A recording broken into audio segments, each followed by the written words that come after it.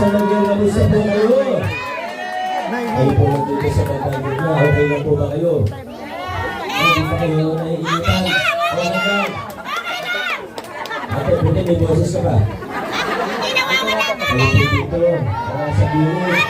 Kamusta po kayo? Nasa nakatayo sa likod. Baka papagod na po kayo. Ma'am, ang ganda po talaga ng bag na ginawa. Pakita nyo naman sa kanila yung bag na ginawa po ninyo. Tapos 2022 po yata ito na bag. Napakaganda. Kayo po ang gumawa, ano? Kita nyo, ang ganda ng bag. Ang bag. Ay! Maraming salamat po. Ito, Mayor! Ano po yan? Ano naman po yan?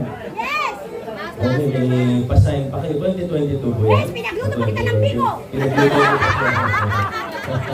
Maraming salamat po. Naalala niyo yung 2019, nagkaroon kami ng focus. Yes! Sa Market Avenue, no? Dito lang po, dito sa Dabag. Naalala niyo po yun? Kaso medyo maagas tayo nung gabi na yun, nagka-brown out. Okay na! Naalala niyo yun? Ano ba nangyari doon? Ha? Pinagayan tayo? Hindi ba nagkataon lang? Hindi ba nagkataon lang? Hindi nagkataon! Pero yung panahon eh, kasama na namin si Kapmani, palakpakan naman si Kapmani. Nagkaroon tayo ng maayos at mahusay na kapatid dito sa Semilla. Maraming salamat sa mga kagawad, maraming salamat din po sa inyo. Alam nyo, ang layo na po nang narating natin bilang isang lungsod mula ng mga panahon na pinatayo tayo ng bilang gobyerno natin. Yan po yung kultura at estilo ng politika na tuluyan na nating tinalikuran mula 2019. Wala nang takutan. Pinapatay na rin natin yung palakasan system sa ating pamahalaan. Dati, pag dumarating kami nito, dahil karatan kami ng administrasyon, maraming pinakabahan. Alam na alam ni Mang Lito. Pinakabahan pag dumarating na kami. Yung iba, nagtatago. Yung iba, lalapit ng sandali. Pasensya na, baka mapicture lang tayo. Hindi nila kasalanan yun, huwag natin sila sisihin. Pero yun yung kultura, yun yung sistema nun, yun yung estilo eh. Pero ngayon, pinalikuran na natin yung ganong klaseng sistema at estilo. Ngayon, malaya ang lungsod ng Pasig.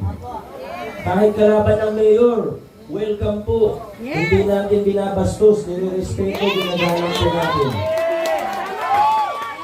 Pag meron silang focus, nalaman ko na kung nag-a-apply sila ng permit, binibigay kagad ng permit. Pag nalaman natin na meron silang focus, hindi pinapatayan ng ilaw. Sinisan, tinatawag ko pa sa Mirago, lakasan niyo yung ilaw dyan, ha? Ngayon na natin yung mga ganun style. Hindi ko alam kung kayo, pero ako, paborito kong halimbawa o simbolo ng pagbabago ginawa natin ay yung pamasuhan doon natin. Kasi, naalala niyo po dati, di ba? Pag member ka ng ganitong organization, meron ng gano'n, yung mga lang organization na lang, natin pangalanan. Lang organization, o kaya ako member ka ng HOA na lahat binigyan, pero alam natin, hindi lahat ng HOA na bibigyan. Yung iba, kalahati lang. Pagka nakaaway, baka iilan lang. Pag favorite, lahat meron. Palakasan system. Ang ginawa natin, magbahay-bahay tayo. Kasi narinig natin ang sabi ng tao nun. Sabi nga ni Coach Juan, si Coach Juan, taga Barangay Rosario, tuwing dumadaan yung pamasuhan doon, lagi niya sinasabi, sana oh! Sabi nga. Kaya sabi nga, kailangan oh ng bigyan, hindi ng bigyan. Wala nang tigit-tigit, basta yung ganyang sistema. Wala nang, kailangan mo pa ng ID. ID, lakas na yung ganyang sistema. All po ang ating binibigyan. Magbabahay-bahay tayo.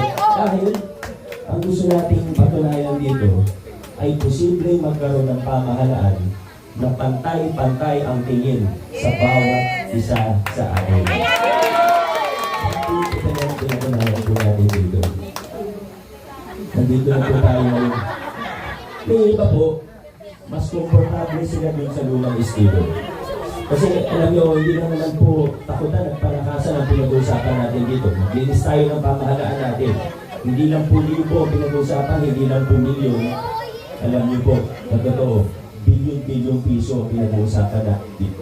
Bilyon-bilyong piso po pinag-uusapan natin. Nag-release tayo ng pamahalaan, maraming umadlang, maraming humarang, maraming sumubok na sabutahe tayo.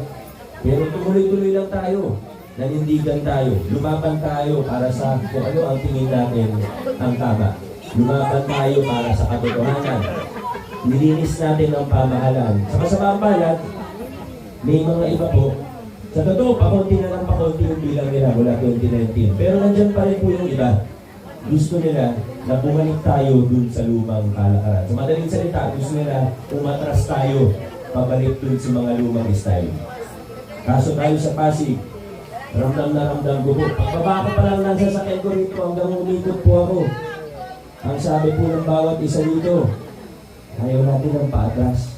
Gusto natin padiretso tayo sa lungsod. Kaso nagtampo po ako sa iba sa inyo. Alam niyo bakit? Kasi pagbaba ko pa lang ng sasakyan hanggang yung nga po, nalikot po ako rito. Sabi ng iba sa akin, Mayor, bakit ka nandito? Huwag ka na punta dito. Sabi ng gano'n. Oo, sir. Huwag na daw ako mangampanya kasi panalo na daw. Sabi ko, bakit naman gano'n? Parang ayaw niyo ako makita. Kaya nakampo talaga ako. Siyempre gusto ko makabisita sa inyo. Makita naman po kayo. Pero maraming salamat. Ano? Pero maraming salamat. Kasi napakainit ng pagtanggapin nyo. Hindi na po sa akin, kundi sa buong giting ng Pasig. Sabi kaya po kanila, ang hirap po na yung isang direksyon tayo. Ika natin, maganda kahit iba, baka magbulag-bulagan. Ano? Pero ano naman po natin, na nasa magandang kalagayan ng ating lugar na pamahalaan at nasa tamang direksyon ang ating gusto. Pero ang hirap po na tayo, gusto natin dumiretso, mahirap po, may sasakay sa ating sasakyan na gusto lumigo. Yung mga nasanay sa may porsyento sa kontrata ng pamahalaan, yung mga naglalakad doon ng mga iligal na sugal, pati ng mga bongbong, mga rekil sa balitan. Basta nila, yun yung ano dati. Yung mga racket nila dati, mga pinagkakitaan dati. Tinanggal na nga natin yan, wala na silang pwesto sa ating pamahalaan ngayon. Iba sa kanila, maaaring kaibigan natin. Maaaring kaibigan ko rin. Pero ang hirap po, kung magkakaroon tayo ng mga kasama na hindi kapareho ng ating prinsipyo, ibang direksyon yung gustong puntahan. Kaya sana mga kaibigan, gaya ng ginawa natin noong 2022, alam nyo, ang laking tulong po sa akin bilang mayor po ninyo na nagkaroon ako ng mga kasama na maayos, kaprinsipyo natin, pareho tayo ng direksyon at matutibay yung handang manindigan. Sa congressman, wala naman tayong problema na siguro. Dahil higit sa lahat, dahil nakita natin kung paano siya magtrabaho. Tama po? Congressman Romano Romulo. Pero noong 2022, napakaganda. Binigyan niyo ako ng mga matitibay na kasama pati sa konseho. Sa pangunguna ng ating Vice Mayor na pwede din natin ipagmalaki ang Vice Mayor ngayon. Binigyan niyo ako ng Vice Mayor na napaka-professional. Pag sinabing may meeting ng 8 a.m., 7:59, nandun na po siya. At hindi lang po yun. Hindi lang sa professional, may integridad. Alam niyo po kung anong magandang ginawa ni Vice Lodot? Maganda po ang ginawa niya. Sa susunod ko na po ito kwento kung ano. Pero alam niyo, malaking tulong po na binigyan niyo ako ng kasama kagaya ni Vice Mayor Dodot Jones. Pero gaya ng hindi kaya ng mayor mag-isa, hindi yung kaya. Ang Vice Mayor lang, tapos yung mga konsyal, iba-iba rin ang direksyon. Yung mga konsyal, ganun pa rin, gusto nila sa lumang nakasanayan, lumang kalakaran. Itong mga kasama natin sa meeting ng Pasig, hindi ko sasabihin na mga perfectong tao sila. Kasi wala naman perfectong tao. Alam ko si Consi Buboy, Talagang mukhang itsura pa lang. Nakakabait talaga. Pero maniwala kayo, hindi rin po yan perfectong tao. Pero, paprinsipyo natin sila. Ibig sabihin, pag sinabi natin, gusto natin tapat, malinis na pamahalaan, itong mga kasama natin, wala dito yung liliko-liko.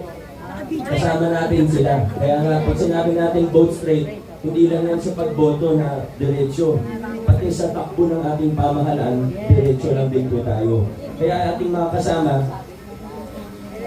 kailangan kasama mga konsel natin. Huwag lang tayo malito sa mga pangalan nila. Kasi minsan, narinig ko po yung iba, medyo nagkakalituhan. Buti na lang may number sa balota, kaya hindi tayo mamamalita ng sulat. Kasi yung iba tawag kay Kon si Buboy, Buboy San Agustin. Agustin lang po, walang San. Hindi po siya santo. Minsan naririnig ko, pag parating na si Kon si Angelo, sinisigaw ng tao, hindi Angelo, Pichi ang sinisigaw. Walang Pichi sa balota, number 8, Angelo de Leon po yan. Dapat ganun. Number 13 sa ating mga balota. Ano pangalan niya? Warren? Anong Warren Incenso? Ha? Warren to sino naman? Warren Inocencio. Ito. Nakilala niyo, narinig niyo, kumanta sa kanila ng konti, di ba? Yung namin Delilah. Dilinaw lang po natin, hindi po siya yung pumatay kay Delilah. Yung tatay niya yun. Ito yung. Ito po, si Maro. Hindi Marites, ha? Hindi Marites. Marquez. Maro Marquez. Ayun. At siyempre, si Consel Boyi. Huwag din tayo malilito. Lalo na nandito si Tita Cory. Baka magalit sa akin to. Kasi nung minsan, parating si Consi Boy, sabi niya, sabi nung bata, nandiyan na si Boy Abundan. Pero Boy rin mundo po, Boy rin mundo tayo. Sorry, Tito Boy. At last but not the least, ito, ang tulay ng pag-asa. Buti na lang, pag siya dumarating, tama lagi yung pagkakabigkas ng pangalan. Madali lang kasi Ryan Enriquez buti na lang. Tama. Ibig sabihin, sa anim na konsel natin, kay Ryan Enriquez lang kayo tumama ng pagbigas ng pangalan. Kay Konsi, number 10 sa ating mga balota, Ryan Enriquez. Hindi maraming magandang nangyari sa Pasig mula 2019. Sineryoso natin yung pagbabago. Dahil sabi natin, hindi pwedeng maging mababaw lamang yung pagbabago. Kasi kung magpapakilala tayo ng pagbabago, pero mababaw lang, pinalitan mo yung pangalan ng mayor, pero yung style, ganun pa rin. Pinalitan mo yung mukha ng mayor, pero yung pag-gobyerno, yung kultura, pareho pa rin. Para saan pa lahat ng ito? Tinaya natin dito, buhay natin mismo. Hindi lang ako, marami pong tao ang tumaya para sa pagbabago. Kailangan siguro natin na malalim, na tunay, at panghatagalan yung pagbabago na pinapagkakap natin dito sa West ng Pasig. At hindi po yan magagawa ng mayor lang. Ano ang mayor? Yung mga bagay na hindi magagawa, hindi makikita. Kahit anong sipag, kahit triplehin ko pa yung sipag ko, kakapusin pa rin kung mag-isa lang ako. Walang isang tao na kaya gawin ng lahat. Walang Superman dito. Walang superhero dito. Kung lang po tayong lahat, gagawin lang natin hanggang sa abot ng ating makakaya. Pero kung magkakasama tayo, mula mayor, congressman, vice mayor, konsyal, hanggang sa ordinaryong mamamayan, kung magtutulungan tayo, sanib puwersa tayo para sa ikabubuti ng ating lungsod, para lalong paipingin pa mga pagbabagong nasimulan na, para lalong lumawak tayo mga serbisyo, gaya ng mga narinig nyo mula kay Vice Mayor Dodo at sa iba nating mga konsyal.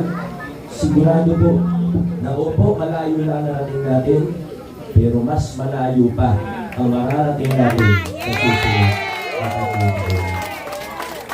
Napakaganda po ng mga nangyayari dahil narinig nyo naman po mula sa allowance ng solo parents, tayo isa sa unang nagpatupad ng local senior pension, isa rin po tayo sa unang nagpatupad ng local version yan. Ngayon, expanding na rin po tayo. Yung scholarship natin, yung Pag-asa Scholarship Program, Walo pa kayo din po yan.